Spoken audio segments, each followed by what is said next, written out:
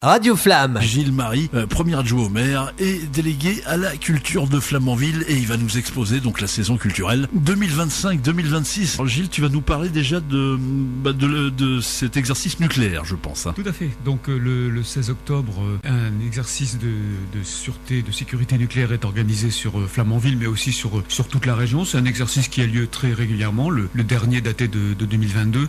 L'idée, c'est de nous familiariser avec un incident qui peut arriver. On le fait également dans tous les établissements publics, par exemple pour la sécurité incendie. Bon, ben là, voilà, on fait la même chose. Donc, un exercice qui se déroulera sur la journée du jeudi 16 octobre et pour lequel la ville de Flamanville est plus particulièrement impliquée. Si on veut de la sécurité, le mieux, c'est de bien s'entraîner.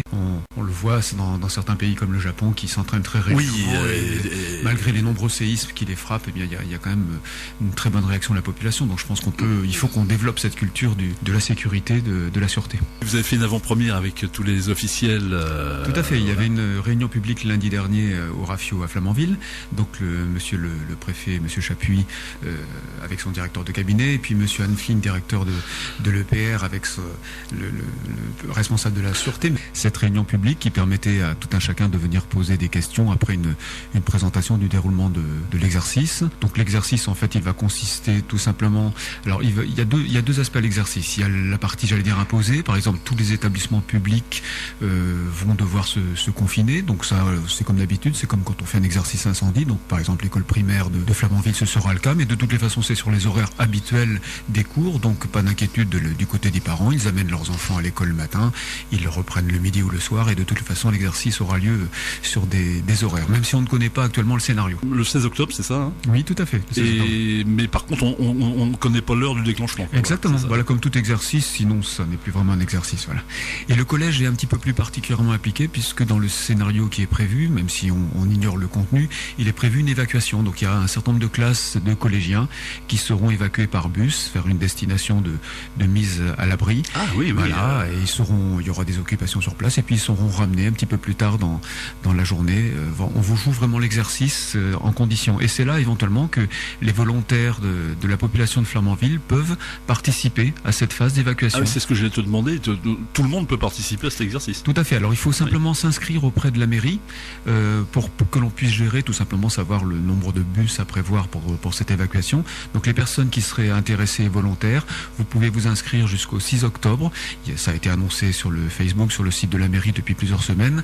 Mais voilà, pour l'instant on a peu de volontaires, donc ce serait bien si des personnes qui sont disponibles ce jour-là pouvaient nous rejoindre et participer à l'exercice. Ça ne demande rien de particulier de leur part, si ce n'est s'inscrire, et tous les renseignements leur seront donnés au moment où ils contacteront la mairie. Voilà, donc, ce qu'on retient, c'est le fun pour les collégiens qui n'auront pas de cours ce jour-là. Exactement. Enfin, ce sera sur une durée restreinte, mais c'est vrai que quelques heures de cours passeront à la trappe. Le reste du collège, d'ailleurs, jouera l'exercice aussi, mais sous la forme de confinement, comme on le fait tous les ans, même plusieurs fois par an, pour s'entraîner, que ce soit dans le cadre de l'incendie.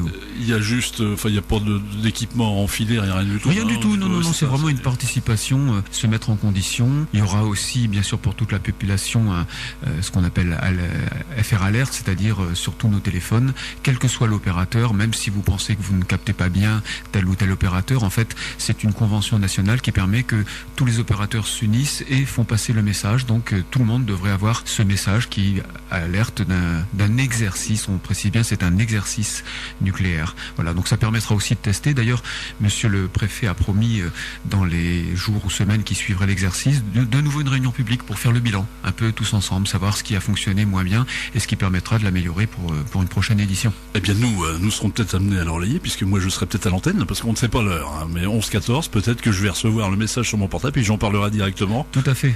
D'ailleurs, les radios locales sont précieuses pour relayer l'information, et on dit souvent aux gens, branchez-vous sur telle ou telle radio, vous aurez des informations de la part de la préfecture. Donc j'insiste bien, c'est la préfecture qui organise cet exercice en collaboration avec EDF, et la mairie de Flamanville, elle, de son côté, sera vigilante. On en profitera pour tester notre plan communal de sauvegarde, c'est-à-dire c'est une organisation qui permet en cas de crise de répondre aux besoins et notamment d'identifier les personnes vulnérables, isolées.